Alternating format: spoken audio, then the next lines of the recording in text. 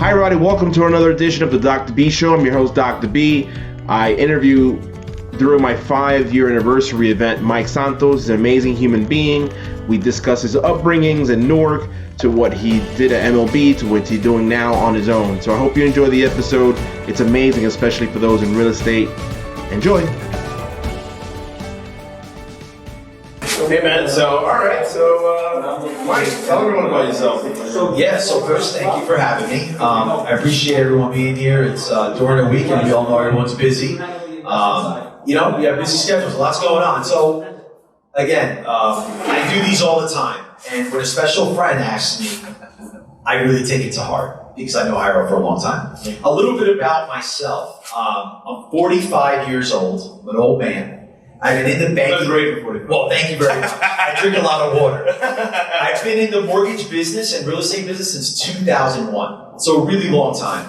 And that's a good thing because back then things were a lot different. And, people that stuck it out through the tough times really deserve to be here in these type of markets.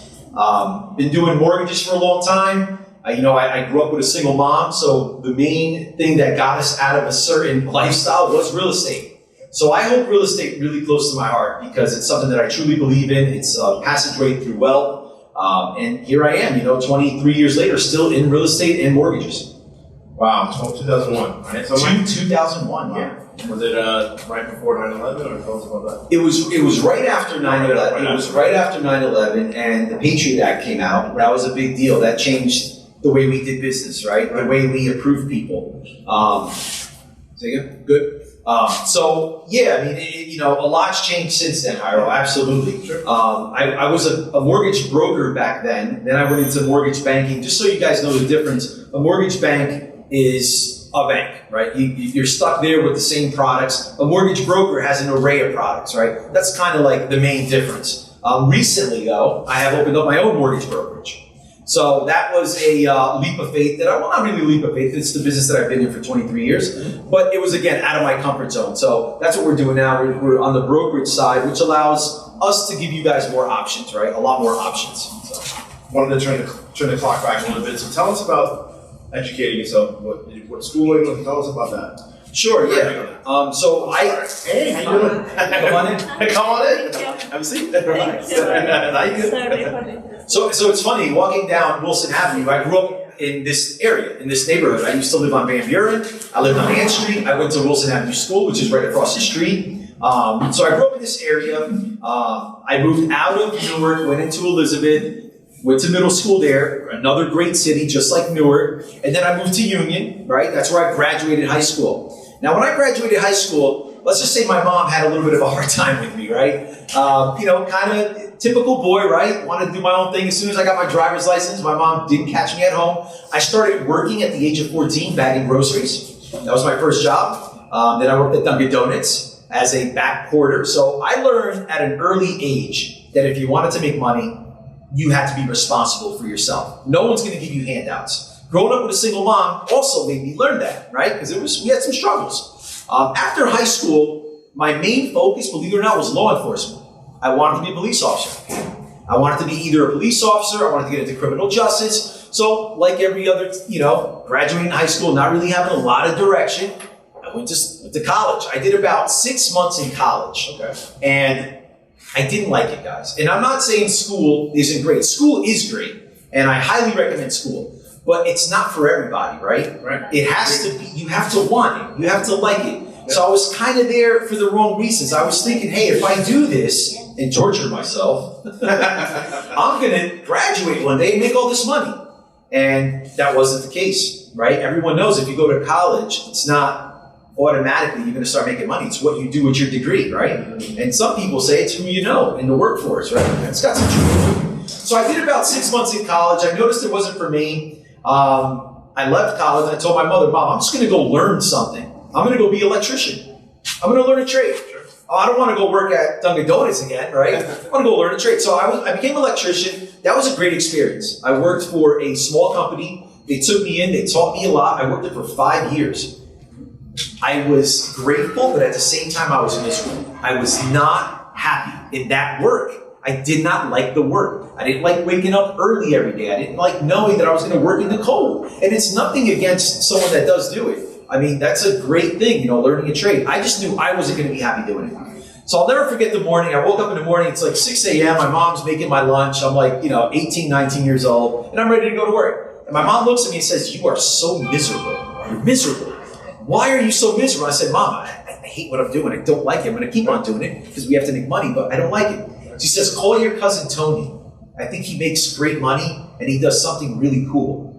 Okay. Okay. So I call cousin Tony. He lives up in Sparta. I go there. I'm like, wow, this is nice. He's dressed nice all the time. He has a nice car. And that's when I got exposed to real estate. And that changed my life. For a year straight, he did not pay me. That's a true story. So he told me, he says, "You're going to keep your daytime job. And every day at 3, 4 o'clock, when you leave your construction job, you're going to meet me down here in the Ironbound section in Newark. And we're going to go to appointments." Back then, there weren't really any laptops and computers. We used to take mortgage applications by hand. We used to go to your house, sit down at a round table, tell you if you qualify or not, take down the application, and go from there. For a year straight, I did that. I went every day, Monday through Friday, and then every other Sunday, I went to his house in Sparta, and he trained me. A year passed by, and he turns to me, he says, "Hey, Mike," it was like a regular Sunday, "Mike, come on and come see me. I got a surprise for you." It's a year later now, guys. I'm in the mortgage business a year now, right? Still working construction. I go there, and he's like, "You're going to quit your job Monday. That's it, last day." And I was like, No. It's fine, Tony. I'm going to continue to do what I'm doing. Just pay me now. Well, I'm going to pay you, but I also got a surprise for you. He gave me a check for $25,000. Wow. Throughout that whole year, That's okay. throughout that whole year, he was putting money aside for me. Every loan I helped him with, he put away $1,000. He put away $50. He didn't want me to get clouded by the judgment of making money and that being my motivation, right? And I thought with that $25,000, I thought I was the richest man on earth. I said, "Tony, I'm going to keep the $25,000, but I'm not going to quit my job. I'm just going to, let me keep the 20." No, Mike, you're not understanding. You got to quit your job. You got to rip the cord, and that's it. And that was the biggest lesson I learned, because I learned a lot that year because I wasn't getting paid, right? The lesson was education. And that was the biggest lesson I learned. Until this day, I still use his sales tactics. He's retired, lives in Florida. I still call him and thank him. Because if it wasn't for him, I probably wouldn't have lasted in this business. So, that's my story. Yeah. Are you looking to take your professional network to new heights? Do you want to connect with influential individuals, open doors to exciting opportunities, and accelerate your career growth? Look no further. Introducing our groundbreaking online course on networking mastery, Transforming Your Way to Success. It's an 8-week course. It'll transform you from a novice to a guru. You'll learn the elevator pitch. You'll learn the Fermea method. You will learn exactly how to identify leads and being able to leverage your network to network your way to success. Please go to borjaconsultinggroup.com. That's borjaconsultinggroup.com for more information about transforming your way to success. Tell us about Next Gen, and tell us, what's the difference. You kind of gave me the answer. Yeah. Tell me the answer between what you're doing now versus what you're doing. So when I first started, we went into mortgage banking. Mortgage banking is where we underwrite loans in-house, right? That's important in some cases, and in some cases it doesn't matter. Mortgage banking and mortgage brokerage is more of an entrepreneur type thing. You own your own company if you open up your own brokerage. And I just, I was at the company that I was with for the last 11 years, very comfortable, shoulder to shoulder with the owner. They treated me like a prince, but I was so comfortable. And the longer time I spent there, I kept getting more comfortable. And I kept it was like I wasn't busy living, I was slowly dying almost.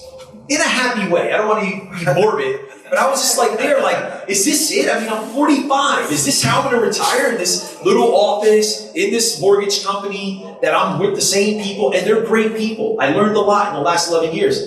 But I asked myself, I said, if I don't take the risk now, when am I going to take it? And the last thing I want to be is a man laying in the coffin saying, "Man, I wonder what would have happened if I took that chance." And I'm a big believer, no risk, no reward. So I took the leap of faith. I started planning this back in August. Having a mortgage banking license takes a long time. You have to get fingerprinted and this and that. You have to get bonded. background searches, and New Jersey takes a while to transfer license. So I started working on this in August. From August till February, I had so many valleys and peaks. Oh my God, I'm not going to do it. I'm just going to stay at MLB.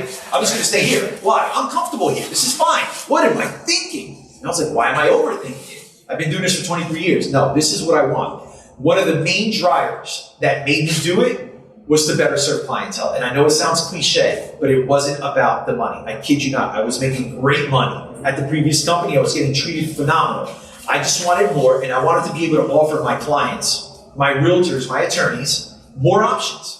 Better rates, more options, better rates, better product, better service. How can I better serve you if I keep working under someone? But if you work for yourself, you get to dictate what your service is about. So that's what made me take the leap of faith, was just to better serve my community. Love it, love it. Speaking of community, pivoting, switching gears for a little bit. So there's a lot of skepticism, inflation, interest rates.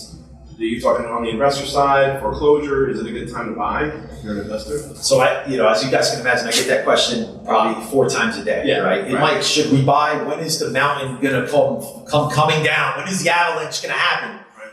In my professional opinion, being in the business for so long, I do not see the residential market collapsing just because there's way too many people that want to buy, that want home ownership. Now, has the dream of home ownership diminished slightly? Maybe, a little bit. Why? New Jersey's expensive. Taxes are high. This, that, the other. I say this all the time.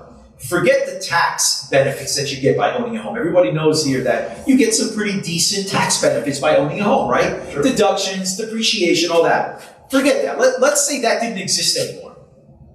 Just the lifestyle of coming to your castle and closing the door and not having someone upstairs or downstairs or to the right or to the left means a lot to me, because that's how I grew up. I grew up above a bar.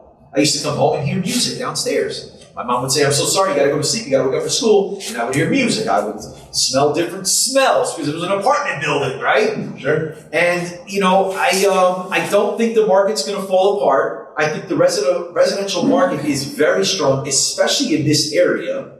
I'm not saying other areas won't come down. They will. It's just like anything else. But the residential market in this area is not going to go down. I honestly do not think it's going to collapse. I don't think prices are going to go down. Matter of fact, prices continue to go up because the demand keeps going up. And what do you think is going to happen, guys, when rates, because they will, come down?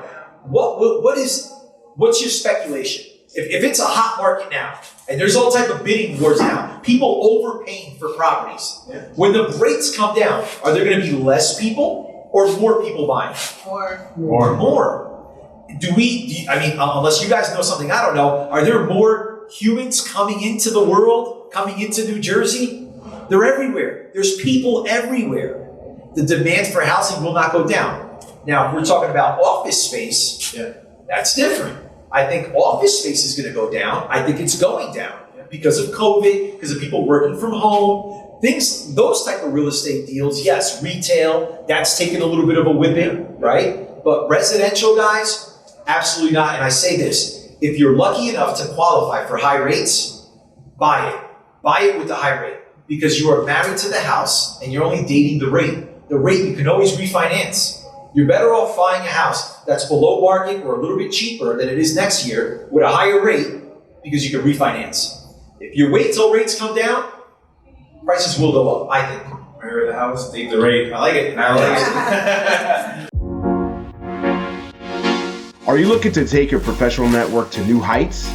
Do you want to connect with influential individuals, open doors to exciting opportunities, and accelerate your career growth? Look no further. Introducing our groundbreaking online course on networking mastery, Transforming Your Way to Success. It's an 8-week course. It'll transform you from a novice to a guru. You'll learn the elevator pitch. You'll learn the Formea method. You will learn exactly how to identify leads and being able to leverage your network to network your way to success. Please go to borjaconsultinggroup.com. That's borjaconsultinggroup.com for more information about transforming your way to success. Last question. We have a lot of entrepreneurs in the room, but what advice would you give, especially what you did with your cousin, MLB, sort of somewhat entrepreneurship, and now completely all in on entrepreneurship. What advice would you give to the folks in the room? I would, man, that's a long answer. And by the way, Iro, I'm still working on Sure. I'm working. advising myself, right? Sure. Entrepreneurs are cut from a different cloth, right? Why? No one's going to tell you to wake up in the morning, right? You can sleep till 10, 11, or 9, or 6, or 5, whatever you want. If you're an entrepreneur, the number one word I have implementing in my brain every morning is discipline, consistency. I know it sounds boring, I try to do the same thing every day. I wake up in the morning, I do A, B, C, D, and then I go, and then I do this, and then I do that, and then I'm at the office by an exact time. I do things the same every single day because as an entrepreneur, you cannot be all over the place. Right. You have to be consistent in your work. The number one thing though, being an entrepreneur, you gotta, and again, it sounds cliche, but you gotta love what you're doing. Yeah. You gotta really like it in your soul, not surface, not, oh, I really like the money. That will only last so long because you're gonna have peaks and valleys with money, right? You gotta love what you do. And I say go all in. You know, a lot of people ask me, hey Mike, what else do you do? Meaning what, sir? I know you do mortgages, right? Do you have any side hustles? I've never had a side hustle. I own some real estate with partners because I don't like the responsibility of owning it by myself. Because that will take away from what I'm passionate about, which is running my own mortgage brokerage. How am I going to be there for my clients, my realtors every day? You know, getting a mortgage is invasive. I get the same question numerous times per week, right? And it's a lot of hand-holding because they're first-time home buyers, even investors, right?